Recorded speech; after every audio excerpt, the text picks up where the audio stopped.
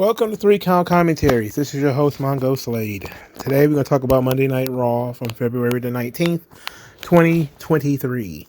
Huge show, especially for production. They did a lot. They got a lot done. And there were some really good things here. There was also some really bad things here. Typical episode of Monday Night Raw, slightly better than usual. So I really did have fun watching this show. It started to drag in like the second or third hour. But it actually was pretty good.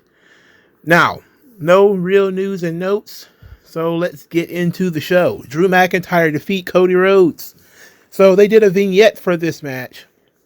Just a short little video compiling the history and everything. And, not the entire history, because they didn't go back to when they were the tag team. But basically, what's Cody's story, what's Drew's story, why this match is important to both of them, that kind of deal. And I thought that was a really nice touch. Excellent touch to a big main event match that's opening the show. Jimmy Uso, Solo Sikoa attack Cody Rhodes, cost him the match. Drew McIntyre wins with the Claymore. This is only the third match Cody Rhodes has lost. Well, outside of, I believe, the tag team championship match that he ended up losing. So probably like the fourth match total that he ended up losing. Only the second time he's ever been pinned since his return. And it was a good win for Drew. Good win for Drew. Commentary, especially Michael Cole, is making a big deal out of Drew McIntyre being a hypocrite. Drew McIntyre later on says that he's doing this for Monday Night Raw. He's doing this for the WWE. He's doing it for the World Championship. He wanted to attack Jimmy Uso and Solo, but he didn't, because he has to have bigger vision than that. And Cody looked very distraught later, even though Adam Pearce swore up and down he was going to heavily fine Jimmy and Solo for their interference, and he told them to leave. That's what he said. He said he told them to leave. Of course, if you saw the main event, you know that Jimmy didn't leave. And then this led to Cody Rhodes showing up in a polka dotted blouse, staring over Cody, just looking at him. Like, And Cody just like, okay, maybe you're right.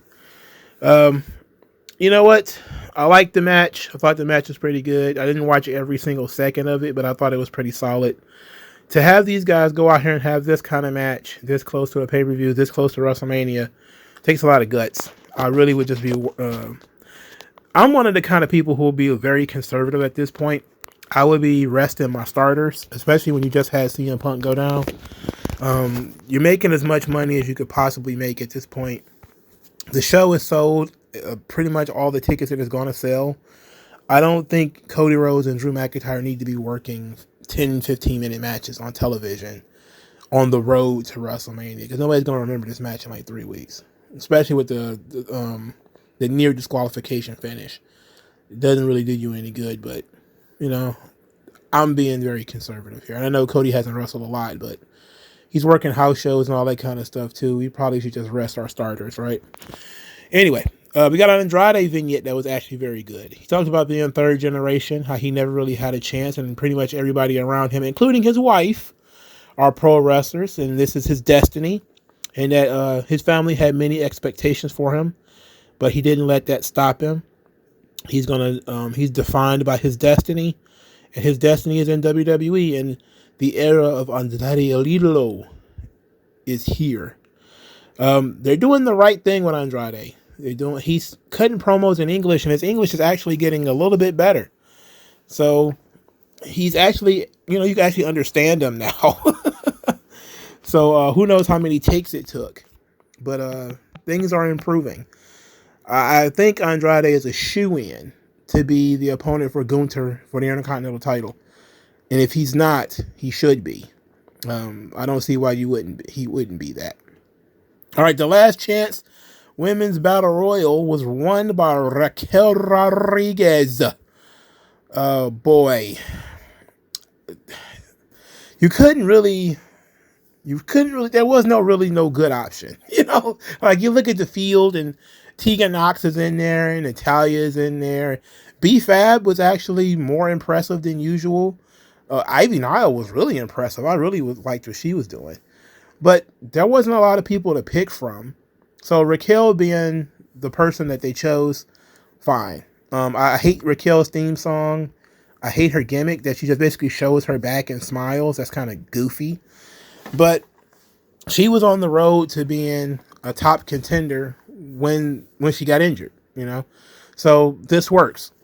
Later on in the episode, they decided to do the usual long promo segments where each one of the contenders for the Elimination Chamber interrupt each other.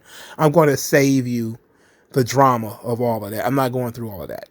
All right. We're just going to skip right over 90% of this. Becky Lynch's whole thing is she's the best. She's better than she's ever been, and so is everybody else.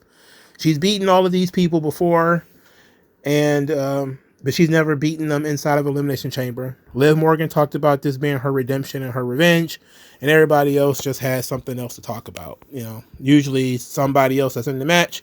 Raquel Rodriguez was talking about Nia Jax, and Tiffany Straton and Bianca Belair was basically arguing with each other. And Naomi was sort of the odd person out who really wasn't feuding with anybody and really didn't have any problems with anybody, but she's there anyway. They changed Tiffany Stratton's theme song, which made my blood pressure went sky high, bro. Like, this is ridiculous. They're sabotaging this girl now at this point. It's embarrassing, man. I don't know what more to say. Triple H just doesn't know what he's doing. There was no good reason to change her theme song. There was no good reason to change her gimmick. She's been in the company, I think, 2 years flat. This is her third theme song and basically her third character change. There was really nothing wrong with the first character, and then they modified it a little bit for, you know, her main event run in NXT, which ended up being pretty good. I feel was like kind of peak Tiffany Stratton. It was nice. And now she's got to start from scratch. And they've taken away the font the Barbie font that they were using. They got rid of it. And they replaced it with, of course, generic font. Now her theme song starts with a gimmick. It's Tiffy time. And it goes into generic song. I'm just like, this is terrible, bro. This is not how you make stars. I don't know what the fuck Triple H is doing. I don't know why whoever is job this is. I don't know if it's Triple H's job. I don't know if it's Michael Hayes. I don't know if it's Bruce. I don't know who it is. But whoever saw this and says, we just gonna, you know, stick all of 10 of our fingers into it and muff it up, you should be fired. Because this girl should, for starters, she shouldn't even be in this match because she's not going to win it. She should be doing something else, but they're going to build a thing with her and Bianca. All of this ends in a fight because Nia Jax showed up and beat up everybody else. Nia Jax also had a face-to-face with Rhea Ripley earlier in the night, where Rhea Ripley just went full babyface, how she wanted to fit in when she got here, and she even wanted to quit, and then she had to take some time to reassess and figure out she doesn't really want to fit in, and she got to remember that she's Rhea Bloody Ripley and all this kind of stuff. Nia Jax says that she was twice Rhea Ripley's size and triple her talent, to which Rhea Ripley says that you're just not good enough. But she was talking about, when the people of Perth are chanting, for mommy, mommy. I'm like, why is she so babyface? I've never been a big fan of this whole thing. We're going to make her a babyface specifically for this match. I get the idea that you want her to be a babyface going into Elimination Chamber, but she's going to be wrestling Becky Lynch. Why would it be babyface versus babyface? Unless you're going to turn her heel again right after this match, which to me, you destroyed the momentum. Look, I know that everybody likes Rhea Ripley, and it's kind of like a Swerve Strickland kind of thing, or a Stone Cold Steve Austin, where they're such a good heel that they're over as a babyface. But you still have to maintain the babyface heel dynamic. Otherwise, you take all the heat out of the feuds that you're going to be doing here. And nothing works better than the good old-fashioned heel babyface dynamic. And if Becky Lynch is not going to turn heel, then Rhea Ripley has to be the heel. And how about if she was a heel with some momentum going into this match rather than, oh, she was a babyface and we all loved her just 3 weeks ago for no apparent reason, just because she was fighting Nia Jax. And it was like, well, you could have picked a different opponent if you was going to be wrestling in Australia. I mean, I know it's got to be somebody she can beat, but it could have been somebody where she was a heel and beat them.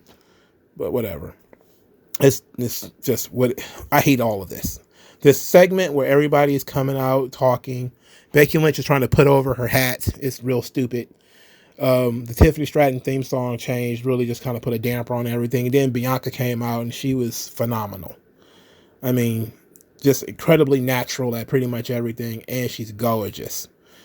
So she was the saving grace of this whole thing.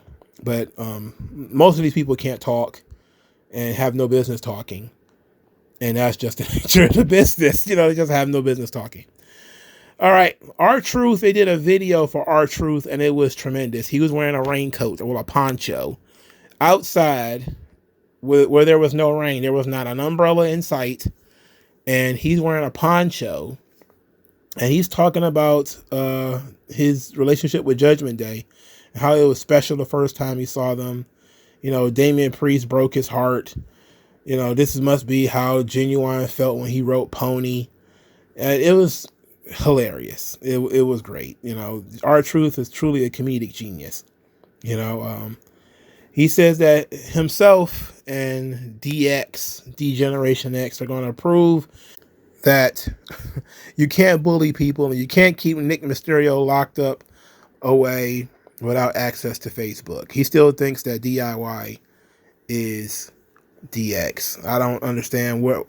I'm pretty sure that's a Johnny Gargano joke that he just slid in here. Like, what if you think we're DX? I'm pretty sure Shawn Michaels does not fit in the minis division. I know a lot of guys think that those guys were too small, Shawn and Brett and all them. But look at these fucking guys, man. They look like full-grown dwarves. It's unfortunate. Highly unfortunate. All right, so they had an 8-man tag. RTruth, The Miz, and DIY versus Judgment Day. Before the match really started, they had a little placard at the bottom of the screen said that RTruth is the longest tenured talent, having been active since 2000, which is technically not true. I think he's been wrestling since 1999. So it's technically been 25 years, not 24. Now, of course, we know he didn't spend all those years in WWE. He was in TNA off and on in that point, too. But, you know, this guy is the oldest active wrestler on the roster and has been around for 25 years. The man is a gem, and he got monster reactions. I noticed that when RTruth came out, though, he wasn't doing his rap. He didn't do his what's up rap. He just basically did generic babyface walkout. His music played, he slapped some hands, and that was pretty much it. What was that about? You know, like, people over there, what's up? Just, no, we're not doing that anymore? Okay. Triple H taking away everything. Judgment Day, I don't care. I don't care about Judgment Day at all. To be quite honest, Dominic Mysterio, love him. Damian Priest, though. Damian Priest, they did an interview or something where he explained the Money in the Bank lore that you cannot cash in on the champion if the champion is not medically cleared, which is technically true. Technically, you can't, even though I think that it actually has happened. So it's like something that's been retconned into the lore. I remember, you know, guys who were not medically cleared losing the belt in like promo segments. But, you know, it's a thing now where you can't challenge the champion if he's not medically clear. So that put Damian Priest in a weird position where Seth Rollins is technically on the show, but since he's not medically cleared, there's nothing you can do. But the moment a bell rings or something like that and he can work a match, then I guess we're back on. But it's not like it's going to matter anyway. Damian Priest is just so far away from the title and so far away from the title picture that it's just inconceivable that he would be world champion anytime soon. Also, Judgment Day won this match, by the way, but it was a huge hot tag by RTruth, which came in like a house of fire. It was amazing. He did his little spinning flying burrito thing too. It was great. RTruth was the one who ate the pin. Damian Priest was the one who pinned him. It's fine. RTruth loses all the time, so it's not that big a deal. And I'm not really that upset about it. But this hasn't helped. Hasn't really been helping Judgment Day a lot.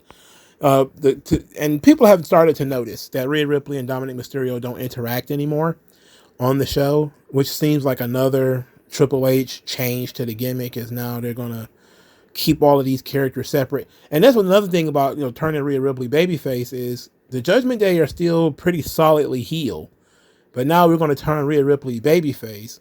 She has almost no interactions with Dominic Mysterio or any other member of Judgment Day.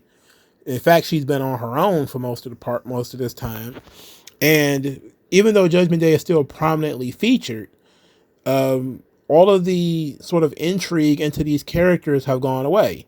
For instance, the tension between Damian Priest and Finn Balor, that's gone. The tension of who is the real leader of Judgment Day, that's essentially gone. A lot of the internal struggles that they were doing with Judgment Day, they just basically got rid of it. And that made Judgment Day incredibly boring. Yes, everybody was tired of Monday Night Raw every single week, starting with Judgment Day. But we just wanted you to break up the monotony. We didn't tell you to stop telling the stories that you were telling. Ever since Damian Priest and Finn Balor won the tag team titles, it's just been, oh, they're the tag team champions and they wrestle sometimes. And that's it. All of the who is the real leader of Judgment Day, kaput. The stuff between Rhea and Damian Priest, kaput. The stuff with Finn Balor and JD McDonough and how everybody thought Finn Balor was going to get kicked out, all that's kaput. JD McDonough, supposedly got kicked out of Judgment Day for losing to RTruth, kaput. You put all these stories into Judgment Day, and now none of them are continuing. Dominic Mysterio was one of the most over heels of the last 5 years, and he is just now a henchman, a bump machine in this product. He has no purpose, nothing going forward. I don't know, but we got Awesome Truth back. I don't know what's Triple H's this idea that we have to go backwards all the time. Get the fuck out of here with this. But RTruth and Damian Priest is going to be some really fun stuff. I expect RTruth probably is going to end up pinning Damian Priest at some point. And he's going to, Damian Priest owes him one because, he's doing a really good job of getting Judgment Day over. Sami Zayn cut a promo, says he's obsessing about his loss to Drew McIntyre. He doesn't want to obsess over, he doesn't want to fixate. So he's going to put a pause on the Drew McIntyre thing because he knows that there's got to be a path to WrestleMania. And he's got to prove himself and that he will be a champion, that he is a contender. Later in the show, he was challenged by Shinsuke Nakamura, who says that real fighters, true fighters, don't whine. That if you want the spotlight, he'll give it to you. He's going to make sure that Sami Zayn stays an underdog and that the people's contender is really a pretender. So they're going to wrestle again next week, Shinsuke Nakamura and Sami Zayn, because NXT. Boy, Shinsuke Nakamura, what is he going to do at WrestleMania? Is he even going to be there? I guess this is Battle Royal fodder, I suppose. Oh boy. Chad Gable and Ivar wrestled. I don't know why. Chad Gable beat him with the ankle lock. I didn't care. I didn't give a shit. And I'm pretty sure most people didn't. Chad Gable is in objectively a worse position than he was in before. Oh boy. Okay, before we talk about the main event, let's talk about some of the extras that occurred. Some really cool camera shots throughout the night, some really cool video packages. The Netflix crew, they did not identify who these people were. They was just random Netflix, and they were behind the commentary team, and they all were wearing black, and they jumped up, and they started clapping, and Pat McAfee thanked them for their investment into the WWE, and I was like, that's really weird. And then weird things continued because then he had Michael Chandler challenge Conor McGregor on Raw. What the fuck is that about? Oh, well, it's a TKO. They're going to do some UFC crossovers. I didn't ask for that. I did not ask for that. No. Don't get in the habit of doing this. I get that UFC 300 is coming up. And, that's going to be a huge show, and they want to get as many eyeballs on it as possible. But let's not get in the habit of doing these crossovers. The fighters don't like it. The wrestlers don't seem to like it. They don't want anything to do with it. They want to be separate. Leave it separate.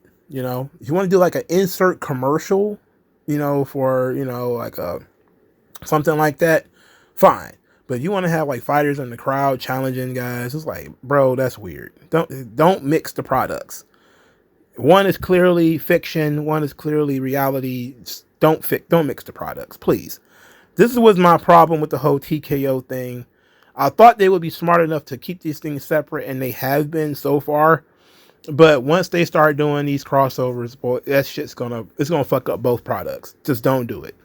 The people who like UFC don't watch wrestling. There's people who want to watch wrestling, they don't want to watch UFC. There's no point in polluting that cross-pollination. There's no point to it. They also talked about some other fighter, I guess he's a boxer. I don't know who the fuck he was, and he popped up here. There's a bull rider or something. I'm like, who the fuck are these people? And why are we taking time out of Raw to put over these people? Who the fuck are they? I don't care about these people. Get these people off the screen. I know that they usually do random celebrities. You know, hey, random celebrity X in movie X is here. But now they're just doing, you know, guys that were trained by Dana White who was in the crowd. It's like, nobody knows who this guy is. Get this guy off the screen. You know, get out of here. I know that, you know, this is probably an insert from TKO, but I'm just kind of like, oh no. Let's not get in the habit of doing this. Like, to me, it takes away from the product. All right, so let's talk about this main event here. Jey Uso is defeated by Gunther. Now, Gunther wins the match with a counter to the Uso splash. He got his knees up and basically rolled him up from that position. Very effective finish that really put over Jey as a contender. 5 spears and an Uso. That's way too many, by the way. 5 spears is way too many. And one of those spears was just basically him tackling Gunther because he didn't even go all the way down. He just kind of hit him with his shoulder and was still standing up. Anyway, it was way too much. 5 spears and an Uso splash, and then Jimmy starts ringing the bell. When Jey sees him, Jey tackles Jimmy through the ropes, and that little distraction is all he needed. Once he finally gets Gunther down, he goes up for the splash, knees up, roll up, Gunther wins. After the match, Jey Uso is attacked by Jimmy, beat him up. Jimmy says he doesn't care how big Jey gets, he will always be the bigger brother, and says he's not going to succeed without him, which is just straight up hate. But, you know, kind of expected. You know, this was a finish that everybody was looking forward to. Everybody knew this was going to happen. So that's why I kind of think that maybe this should have been the first match instead of it being the main event. You had 2 big matches on the show. Both of them had interference from Jimmy Uso and Solo Sikoa, even though Solo Sikoa didn't interfere in the main event. Bookending the show that way takes a lot of guts. California was a very excited crowd. They were very much into it. I really loved the scene where Gunther stared down Pat McAfee to stop him to doing the Uso wave, which is what I'm calling it now. And that was a great scene, especially from that camera angle where Gunther just standing there staring at Pat McAfee, who was going all in on the Uso wave, and then he's kind of like, oh, and everybody else just keeps going. That was great. So it was a fun match. Certainly not Gunther's best match, but it was a solid match. Predictable as hell in the finish. I'm not sure this should have been the main event. As much as I like the Intercontinental Championship, you know, I love it. And I think that the title is worthy of a main event. I think if everybody can see the finish coming with binoculars, you know, it's not main event material. I think nobody believes that Jey Uso was going to win the title, is what I'm saying. Maybe McIntyre and Cody should have been the main event. But also maybe you should not have had the same interference in both matches, you know? I don't know. But then again, there was nothing else on this show that could have main evented the show. But, you know, it is what it is. But it was a very solid show from top to bottom. So we're going to get Jimmy versus Jey at WrestleMania. That seems to be the plan, which is what everybody expected. Again, a lot of this was clearly visible from orbit. I don't hate it. I'm just not a huge fan of it. You know, Jimmy and Jey, I'm not sure how they're going to have a good match against each other. Part of my issue with the Jimmy and Jey match is outside of Brett and Owen, brothers don't typically have good in-ring chemistry. You know, it almost never works. You know, like the Hardys had some really terrible matches against each other. Two good guys who could both work, but against each other, it didn't have what I felt it needed. You know, and I'm not sure if the Usos are going to be able to have that because they're both very limited in terms of moveset. They have the same moveset, actually. You know, so they have the exact same moveset. From a character perspective, it works really well. Jimmy is jealous of Jay. You know, Jay is finally breaking out on his own. It works on that level, but the in-ring part is probably going to be an issue. It continues the bloodline story, which is what, you know, most people wanted them to finally put a bow on this thing. And this is the next level of that, is where you had the bloodline civil war and Money in the Bank last year, which led to, you know, Jimmy and Jay's separation at SummerSlam, where Jimmy cost Jay the championship match. Now he's cost him another championship. Now we're going to get the Usos Civil War. And you kind of have to do it because it's part of the story that it's a natural thing that you kind of have to do. But to me, it's not going to be as big as it could have been if Jimmy would have developed his own style and his own moves and all this kind of stuff, and also was not a jobber. You know, then it would also help. Part of it is definitely the presentation of Jimmy as a joke. Even earlier in the night, Jimmy is getting left hanging by Solo Sikoa. He's trying to give him dap, and Solo's not paying him no attention. You know, Jimmy's just been doing comedy and taking bumps for the last several months. And now that The Rock is in the bloodline, he's not even second fiddle anymore. He's more like fourth, you know? So the presentation of Jimmy has not been equal to the presentation of Jay. So it's not going to be like there's two equals colliding. It's going to be like, yeah, Jay should probably be doing something else, but we got to have him wrestle Jimmy. You know? He seems so far beyond Jimmy. It seems it's not like it's, you know, he's like a world champion level guy or anything like that. But people have really gravitated to Jay as a solo star and not quite as much to Jimmy. And it's almost exactly a Hardy Boys situation where Jeff had outpaced Matt by so far that it became a situation where Jeff had to step back and step back again and take more steps back in order for Matt to look like a threat. And this is the kind of situation that we have here with the Usos, where the presentation of Jimmy has been so shitty that you have to slow down Jay's momentum in order for Jimmy to catch up. And that's really not going to help matters. And really, it kind of tells you that Jimmy's going to probably win the match, which he shouldn't, you know? But that's always going to be the problem, is when you don't present guys as equals, then it's a step back for one of the guys. And this is a step back for Jay, where he was facing the Intercontinental Champion, and that was a spot that he should have been in. He main evented SummerSlam. He's main evented pay-per-views. Jimmy hasn't. Jimmy hasn't been in any kind of situation. He's back to being a lackey, which is why I think that he probably should have broken out of the bloodline by now. He should have separated himself by now, or at least to a degree, or unveiled what his real plan is to why he joined the bloodline again, which, you know, was a gigantic plot hole in his character development, is why he decided to pivot and come back. There was no explanation for that. So they have an opportunity to explain it. They have an opportunity to increase Jimmy's profile over the next several weeks, which will explain why they did the Intercontinental Championship match. I think everybody saw coming why they did it so early, is so that they could have time to build Jimmy and Jay as sort of equals. But that will require Jimmy actually winning matches.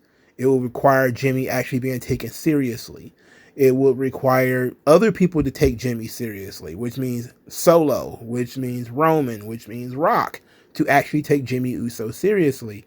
And nobody has done that lately. Nobody's been taking Jimmy seriously. So you got to change that. If you're going to tell the story that, you know, Jimmy is going to be the albatross around Jay's neck, then Jimmy can't be comedy fodder for 2 months, 3 months. It's the same situation with Bayley. When they decided Bayley was going to win the Royal Rumble, well, you've been beating her ass for months. So now you've got people saying, okay, well, I guess in storyline, because, wins and losses don't matter that much in WWE, but presentation does. Wins and losses might not matter that much, but presentation matters a lot. And the presentation of Bayley up to this point was not great. And the presentation of Jimmy Uso up to this point has not been great. But they have a chance to change it. I'm really looking forward to what they're going to do with Gunther at WrestleMania. Again, I'm picking Andrade to be the guy he should wrestle. I think that would be great. I think Andrade being the guy who ends the streak and wins the belt is probably for the best. I don't know who else it could possibly be if you're not going to go with Chad Gable, who seemingly was primed for that position. But if you're not going to go with Chad Gable, then I guess you got to go with Andrade. All right. Monday Night Raw, solid show. Really great graphics and production, camera angles, all that stuff is really good. The in-ring stuff, the creative, still needs some work. Still, Triple H with the super long matches and the run-ins and the changing of the theme songs and not really presenting young stars like young stars instead of treating them like jabronis, which is, what I'm not a big fan of. But like, share, subscribe. Thank you guys for your time, and I'll talk to you guys later.